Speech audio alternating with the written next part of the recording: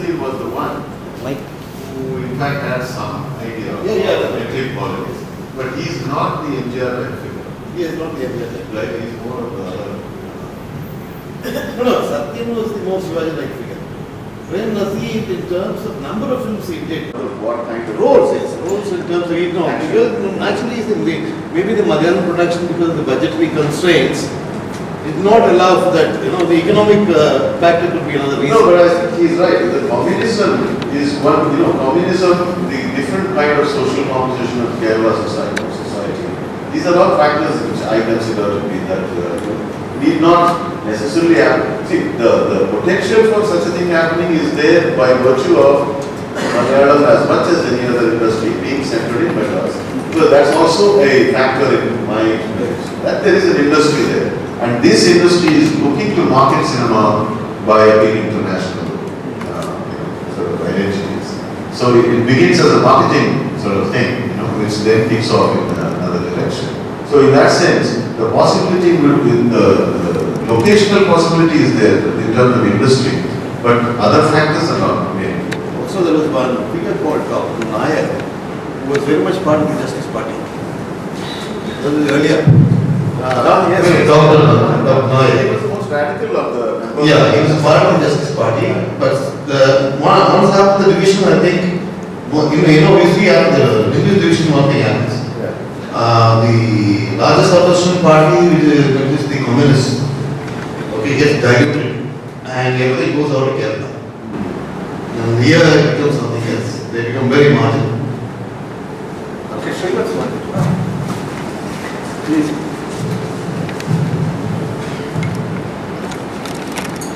Madhava, I was listening to the presentation of your book and your response. A kind of insistent image came to my mind.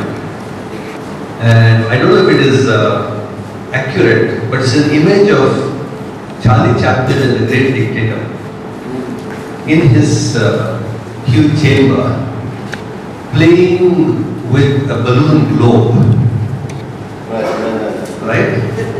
So it almost seems as if the dimension you are dealing with, let's say in picture thinking, the dimension you are dealing with is the interplay between, on the one hand, capitalism in the market, on the other hand, the state as the rigid arm of capitalism which shapes society according to the needs of the market, and the third link, a very flexible and metamorphic link, which is not in the real dimension.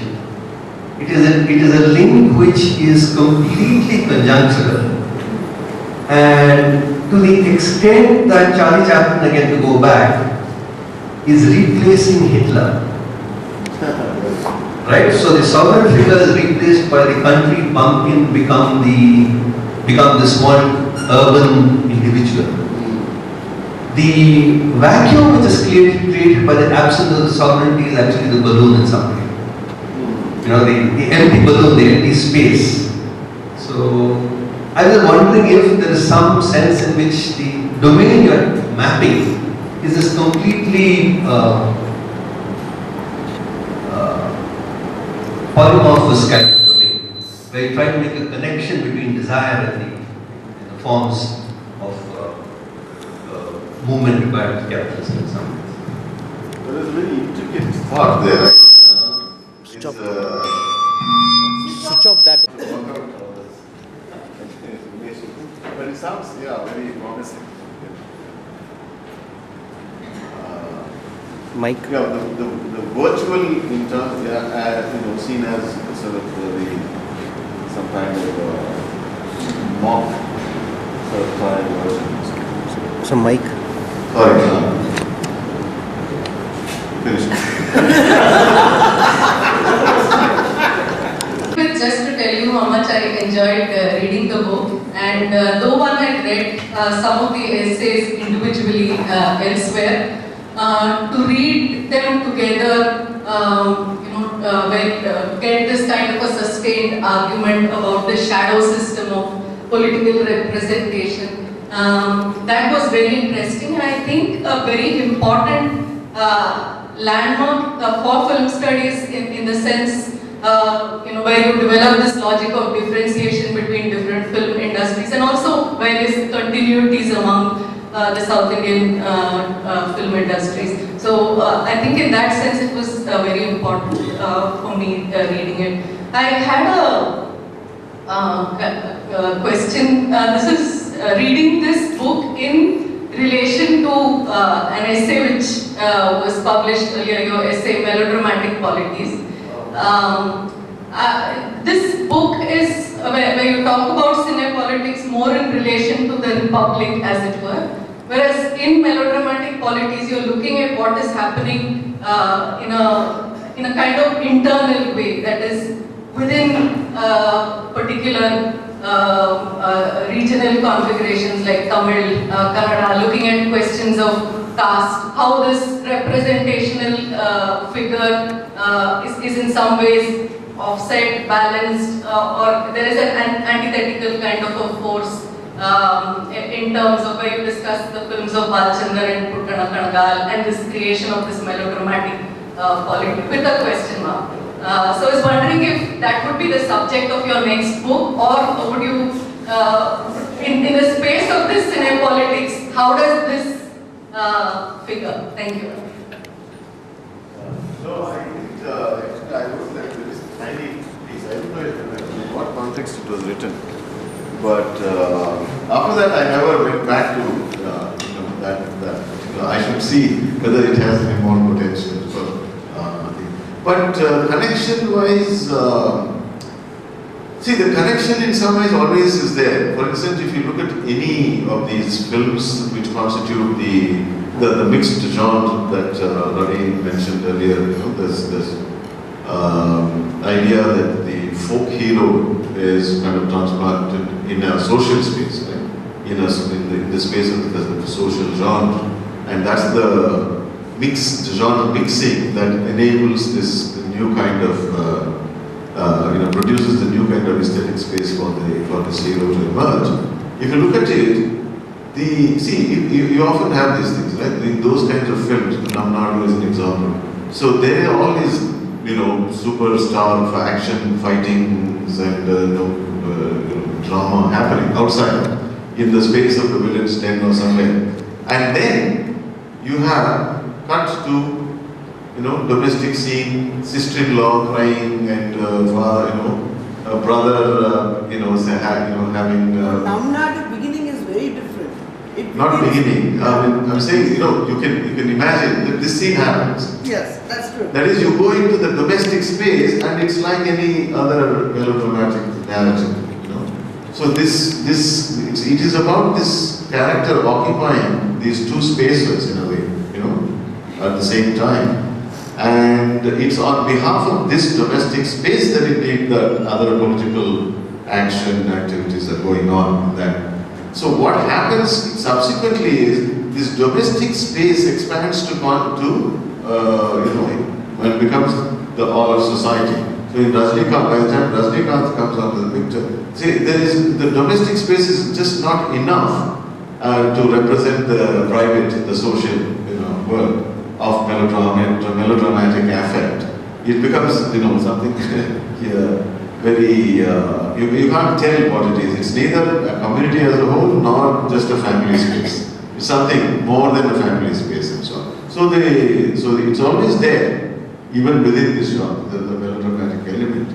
But but the details of it, how it relates, I have to think about it, work it out. I haven't thought about it. Following from the discussion, I was also thinking of towards the end of this book, and then I think in that other piece that you wrote on television and having fun with democracy, where you talk about the kind of way in which politics get discussed in the media, and it occurred to me that there is another dimension to for instance, there you mark this difference between the English language media and say, for instance, the Telugu newspaper, the idiom in which politics is reported. It just struck me that there is a kind of melodramatic element to, you know, the way in which family, I mean, because of I guess the existence of these film political families, and so the way the politics is reported, the you know, the splits in the family or the disputes or the coming together, and it is all in this idiom of you know, melodrama in a way, which in some way it seems like at the national level it happens differently, but at least you know, the Telugu, you know, the AP context, or that I am more familiar with, at least the cable television, there is a way in which this is reinforced for the local, the focus on, you know, this community and the way in which this is reported, or even when the national politics get reported in this kind of media. So, so the specific instance of the cine-politics, as you said, you know, it's a historical moment and it's now past. But it seems like there's scope for thinking about, you know, the idiom of politics itself as being infused with this kind of a cinematic logic. The melodramatic, I mean, that's what in that sense, what you're saying is there is a meshing together of the melodramatic and this is true. So, you know, there is this very exciting use of the concept of universal. So you write that the spectator is aware of the screen as a universal. Unlike other cultural objects, the cinema turns out to be not a synthetic whole that will remain permanently again, but one in which images can be replaced by other images. It is this universality that Falke noted when he realized that images of Jesus would be replaced with images of Krishna. So it seems to me that, and so the reason it seems that cinema can become the arena of political existence is precisely because of a lack of that sort of a universal being present for the subjects at the level of politics, right?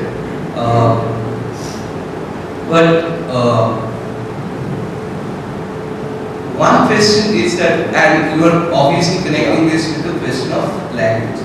So the universal as a stream, just call you back. Is language itself the universal, or is it the universal is an effect of language? Is it really a question of language, or is it a question of production of a certain screen, certain interfacing possibility where language is still involved, but it's a, you know, it's a more complex kind of thing. And connected to this is the question of alienation, which is another idea that you use, that in a certain sense political freedom, the move towards political freedom is also a move towards alienation, which I think is somewhere connected to your idea of the necessity of a blank screen on, so, right? Now, the question here is that in such a schematic, larger kind of theoretical map that you have here, firstly, what is the possibility of a political act? You know, where the move towards an identity formation is also a move towards alienation, where you know, any possibility of individuation is also a mirroring. What is the possibility of a political act? It doesn't account for political acts so much as a kind of infrastructural political furniture that enables particular existence. So in other words, language, see language as in my understanding, language is that one element of the ethnic that is abstractable from the ethnic and rendered separate, alienated. So you actually, so in that sense, when it is alienated by becoming standard language, state language, etc., it ceases to be a attribute of the ethnic community and becomes something more, right, something different, and thereby becomes a space of representation. So you can represent in that. So, for instance, you can speak a language even if you are not belong to the ethnic. So, like I'm not ethnically Kannadiga, but I'm Kannadiga because I speak that language. So that looseness, which language, it's simply a historical fact, whatever, whether only language has that capacity, or all the ethnic attributes.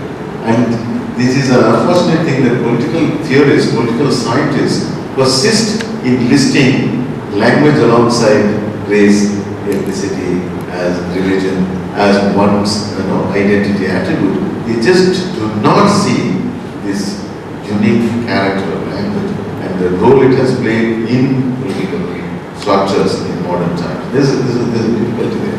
So in that sense, yes, that language alienation is the most first example, the most fundamental example of alienation which is structurally integral to modern political forms is the alienation of language, not ethnic substance. Yeah. But how act, question of political act, yeah, I mean it's not meant to sort of serve that purpose, to answer that question, I guess. In other words, I probably, if you had to think in relation to act, the only thing I can think of saying is that it is the completion of a political act that is involved in what is being proposed here in terms of alienation, constitution of a national, an act which has begun at some prior moment in history, but is facing hurdles of different kinds. You have talked about the success of India and Asia and all that. I was just wondering what were the factors that, have you studied, maybe political science people could have studied, or I don't know whether you have looked at it from that point. What were the factors that led to their success, and what were the factors which led to the, why Chiranjeevi did not succeed in the same way? And I was also wondering if his brother, they said, how he would be only time will tell us. But Chiranjeevi, in contrast to NTR, even though both of them belong to the same language, and in contrast to NTR, and even though Chiranjeevi also was considered to be a mega star sort of thing, but he still did not succeed, and finally he had to merge with Congress now. Yeah, well, the Chiranjeevi, I suppose the conditions had changed, in the sense in Andhra context, the conditions under which cine-political sort of power operate have passed or something. But also I think he himself helped the process of destruction of the cine-political power. By he started doing hair oil advertisements. Once you do that, you can't. Pepsi and all of these things. That's my sense. That this kind of political power, it has to have that transcendence. So once you become an economic agent seeking economic gains, you will become immanent to the social process. So you can't claim again a position of transcendence. So in that sense, he helped the process, but I think the other factors were also, diluting the possibilities. Pavan sir? Pavan Kalyan? Huh? Pavan Kalyan? Pavan Kalyan, I don't know. Wait same for a thing. month. Yeah. Ism. Nationalism.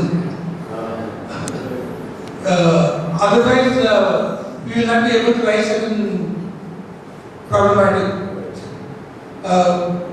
But the point that I was trying to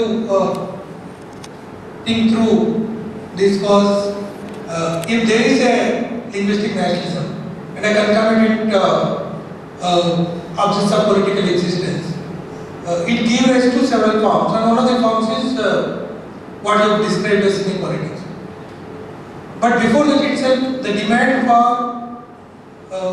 movies in that language and demand for a language industry,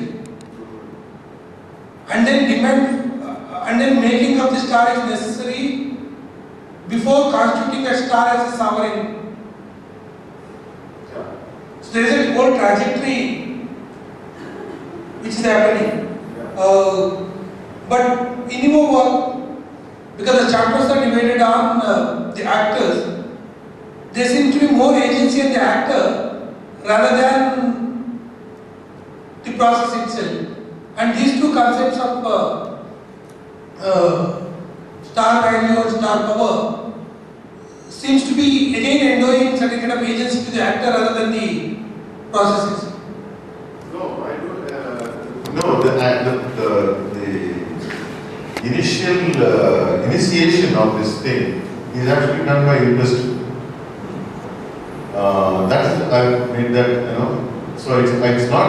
See, star value is itself produced by the industry.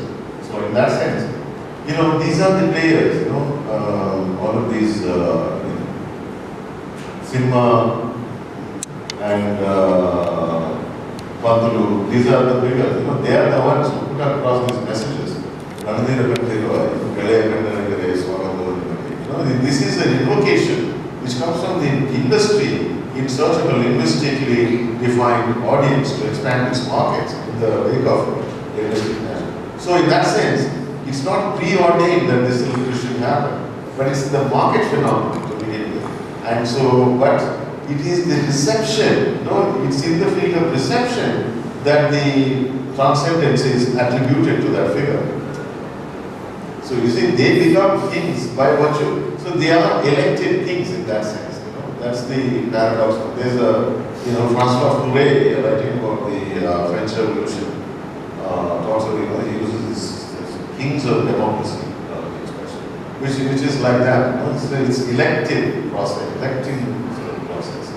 But so because they do not attribute political star power, they are wanting to create star value which they can exploit for, you know, the next film and the next film, etc. But where star power comes from is not from them. It comes from this reception.